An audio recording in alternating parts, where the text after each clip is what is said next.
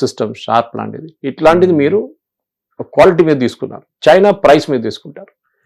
China ఏం చేశారంటే మొత్తం యుఎస్ మార్కెట్ ఎత్తుకెళ్ళిపోయారు.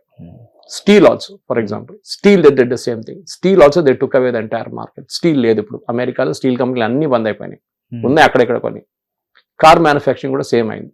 ఒక టైంలో ఫోర్డ్ లాంటి కార్ కంపెనీ మొదలు పెట్టినదంటే, క్రైస్లర్ కానీ మిగతా పెద్ద పెద్ద బ్రాండ్స్ ఉన్న అమెరికా ఇప్పుడు స్ట్రగ్లింగ్ అని, ఎందుకంటే వాళ్ళు అన్కాంపిటేటివ్ అయిపోయారు. వేజెస్ అంత హై ఉంది అమెరికాలో, తగ్గించలేరు ఎందుకంటే కాస్ట్ ఆఫ్ లివింగ్ హై అయిపోయింది. So it's rock at the hard place అంటాం మన ఇంగ్లీష్ లో. So they can't escape. So ఆ పరిస్థితి నుంచి మరి టారిఫ్లు మొదలైనవి. అంటే ఇప్పుడు నేను చైనీస్ వాళ్ళు తీసుకొచ్చి నా కంట్రీలో పడేస్తే నా లోకల్ ఇండస్ట్రీని నేను ఎట్లా ప్రొటెక్ట్ చేస్తాను? అక్కడే ఈ టారిఫ్ వచ్చింది. నువ్వు తీసుకొచ్చి ఇక్కడ పడేస్తే నేను 100% డ్యూటీ పెడతాను నీ మీద. అప్పుడు నా ప్రోడక్ట్ నీ ప్రోడక్ట్ సేమ్ వాల్యూ అయిపోతుంది.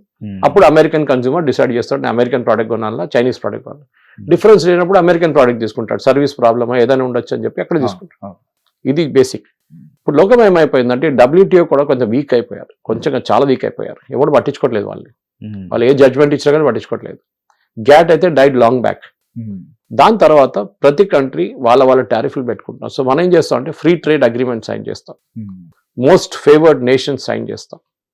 ఇట్లాంటి దాంట్లో మనం డిసైడ్ చేస్తాం, ఓకే నువ్వు నాకు షుగర్ పంపిస్తున్నావా, నేను ఇంత ఛార్జ్ చేస్తా దాని మీద customs duty 10%, 15%.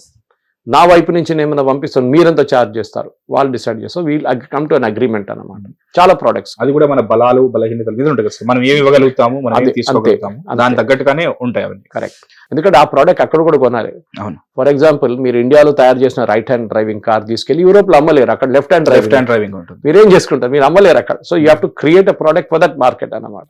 And quality wise also, safety standards wise, steel అనే ఏదైనా కానీ వాళ్ళ క్వాలిటీ ఉంటుంది. ఆ క్వాలిటీ పెట్టి మీరు అమ్మొచ్చు అక్కడ మార్కెట్లో. సో ఈ టారిఫ్ వచ్చిన తర్వాతనే మనం ఈ ఒక్కొక్క కంట్రీ వాళ్ళ ఇంకో కంట్రీతో అగ్రిమెంట్ సైన్ చేయడం మొదలు పెట్టారు.